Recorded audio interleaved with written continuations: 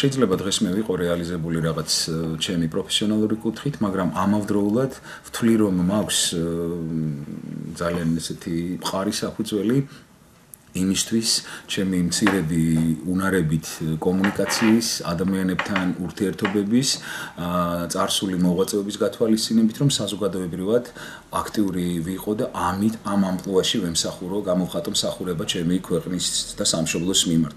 კონკრეტულად რა არის, მე არც ამის დამალვას არ ვაპირებ. თქვენ ადასტურებთ თუ არა იმას, რომ გქონდათ სურვილი ქართულ ოცნებაში მოხვედრის? ვერანაირად ვერ მიმართავდი ესეთი თხოვნით ვერავის, მე ძალიან ბევრი მეგობარი მყავს ბუნებრივია როგორც ძველ პარლამენტში, ასევე ახალ პარლამენტში.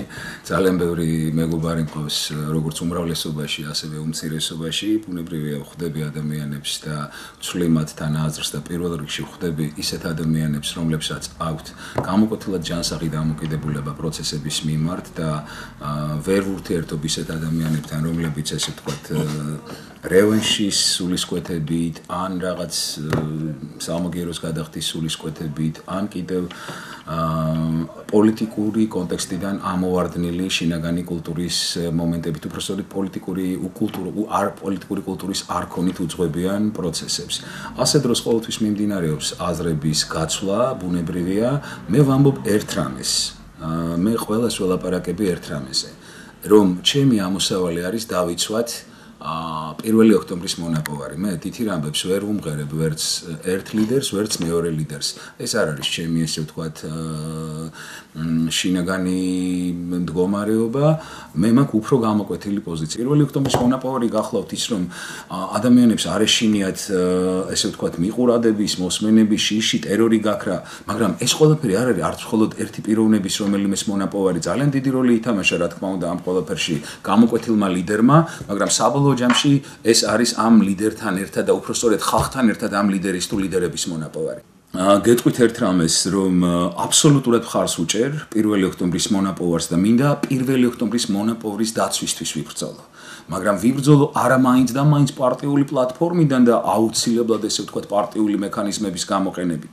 მე მინდა ამისთვის უფრო ალტერნატიული გზებიც მოვწებნოთ. იგივე ბიძინა ივანიშვილს ძალიან დიდ პატივს იმ კუთხით და იქიდან გამომდინარე, რომ ბატონ ბიძინაც ამბობს, რომ მომავალი არის საზოგადოებრივი სექტორის. და ძალიან მომწონს, რომ ბატონი ბიძინა ახერხებს საზოგადოებისთვის თავისი აზრის მიწვენას იმ კუთხით, რომ პარტიული კონკურენციის გარემო აუცილებელი არის ქვეყნის პოლიტიკური ცხოვრების განვითარებისთვის და სწორედ ესეთ ნორმალური კონკურენციის პირობებში შეიძლება განვითარდეს პარტიული ცხოვრებაც და ჩამოყალიბდეს პოლიტიკური კულტურაც. საზოგადოებრივი სექტორის აქტიურობა არის განსაკუთრებით მნიშვნელოვანი. სწორედ ამას პარეზე მინდა ვცადო ჩემი შესაძლებლობები და თქვენი კითხვის დასრულება შეიძლება მოვახდინო ესე ბუნებრივია ამ კუთხით. მე აზრებს ვცვლი ძალიან ცნობილ ადამიანებთან, ცხადია და ვცვლი ძალიან ცნობილ ადამიანებთან, სხვადასხვა პარტიის წარმომადგენლებთან, მაგრამ ერთი კუთხით. ჩემთვის მთავარია 1 ოქტომბრის მონაპოვრის დაცვა, რომ ჩაიკეტოს გზები ყველანაირი რევანშისთვის. ამ საკითხებზე ბუნებრივია ვცვლი აზრს და ვუზიარებ ჩემს ძალიან დიდი გამოცდილების მქონე მეგობრებს, რომლებიც მოღვაწეობენ პოლიტიკაში და მათგანაც მაქვს საკმაოდ საინტერესო გამოხმაურებები და გვაქვს სერიოზული თანხwebdriver ამ კუთხით. ბატონ თენგიზ, ამბობთ თქვენზე რომ ბატონ თენგიზ უნდა რომ იყოს სამეგრელო ზემო სვანეთის გუბერნატორი. კიდევ ერთხელ ვამბობ, რომ არანაირად არ მინდა წარმოვჩინდე პოლიტიკოსის ამპლუაში. დღევანდელი ჩემი მდგომარეობა არის ესეთი, ამას ვამბობ ღიად და ცალსახად. მე მინდა ვიმუშავო ყველაზე ბოლო რგოლში, საიდანაც შევძლებ საზოგადოებისთვის, საზოგადოებრივი ცხოვრებისთვის სიკეთის მოტანას იმ კუთხით, რომ ქვეყანაში და ჩემს რეგიონში პირველ რიგში ხელი შეუწყო თავისუფალი აზრის განვითარებას, ადამიანის უფლებების დაცვას, გეტყვით პირდაპირ, სრული მონიტორინგის განხორციელებას ინსტიტუციებზე, იქიდან გამომდინარე, რომ საზოგადოება იყოს დაცული ინსტიტუციებისგან და ინსტიტუციებიც იყოს დაცული საზოგადოების. გეტყვით ალალად, არა, არის ჩემი პასუხი. იმიტომაც რომ გაცვდა ყველანაირი თანამდებობა გნებავთ გუბერნატორის და გნებავთ გამგებლის შემოომალხას. აბსოლუტურად. ამიტომაც ჩემი ამბიცია გეტყვით, რომ არის უფრო მაღალი. ვიდრე რომელიმე კონკრეტულ თანამდებობაზე ფიქრი. საზოგადოებრივი სექტორიდან აბსოლუტურად აპოლიტიკური პლატფორმიდან მეტი გავლენის მოხდენის შესაძლებლობა ინსტიტუციებზე. როგორი ურთიერთობა გაქვთ ბიზნესმენ ყობა ნაყოფიასთან?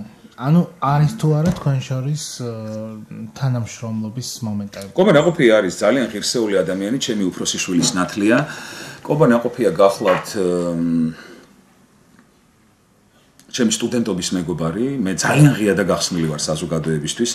2007-2008 წლებში მე მუშაობდი კომპანია მადნეულში გენერალური დირექტორის მრჩევლად და მე მაყება რომ ძალიან სერიოზულ კომპანიაში ვიმუშავე ძალიან სერიოზულ პოზიციაზე, თუმცა ყობას ჰქონდა ძალიან დიდი წნეხი ნაციონალური მოძრაობის წარმომადგენლებისგან და გარკვეული დისკომფორტი ექმნებოდა ამის გამო, რომ მე იქ მუშაობდი ანუ პიროვნება აპოლიტიკური, მაგრამ გარკვეულ პერიოდში დისონანსში ჩემი მოღვაწეები. და რატომ მქონდა ეს წნეხი? ანუ თქვენ გამო რატო მქონდა? ანუ იქიდან გამომდინარე, რომ ყობა ვთქვათ იყო ნაციონალური მოძრაობის წარმომადგენელი, დეპუტატი და მე ესე ვთქვათ ყოფილი როგორ რაღაცნაირად და არა თანხმედრ პოზიციაში მდგომი ნაციონალურ მოძრაობასთან. ძალიან ღირსეული ადამიანი ყობა არ არის პოლიტიკოსი, მაგრამ არის ძალიან კარგი მეწარმე, ძალიან კარგი ბიზნესმენი, ნიჭიერი და ჩემის ღმერთმენი ძალიან სუფთა ადამიანი. მე ვერ ვიქნები მალხას კონიუნქტურისტი და მეგობრებზე უარს ვერ ვიტყვი იმის გამო, რომ ისინი შეიძლება იყვნენ, ესე ვთქვათ, სხვა პოზიციებზე ვიდრე რაღაც კონკრეტულ მომენტში კონკრეტული პარტია. არანაკლები მეგობრები მყავს ბუნებრივია ქართულ ოცნებაში. დასამალი არ არის, შეიძლება უფრო მეტი, ბევრად უფრო მეტი მეგობრები მყავს ქართულ ოცნებაში, მაგრამ ის რომ ღირსეული ადამიანები არიან ჩემი მეგობრები, მე მათ რაღაც პოლიტიკური პოზიციის ნიშნით, თუმცა მე რომ მენახა ოდესმე რომ ყობას ჰქონოდა რაღაც გამოკვეთილი ხალხისთვის არაკეთილსასურველი პოლიტიკური პოზიცია, ყოველთვის პირში ვეტყოდი ამას და ჩვენ დღესაც ვფიქრობ, რომ ყობა ძალიან ჯანსაღად უყურებს მოვლენებს და პროცესებს, ის არის ძალიან დინჯი ადამიანი და მან ძალიან კარგად იცის, რომ როგორ ემსახუროს თავის ქვეყანას ყველაზე წარმატებულად და ღირსეულად. ძალიან მიხარია რომ ესეთ წავა კითხვებს მისვამთ, მადლობა უნდა გითხრათ ამისთვის. ანუ ეხლა თქვენ შორის არანაირი საქმიანი ურთიერთობა რა თქმა უნდა არა, მე ყობას არ შეუქმენი უხერხულობა, მაგრამ მეგობრობაზე მე ვერასდროს ვერ ვიტყვი უარს და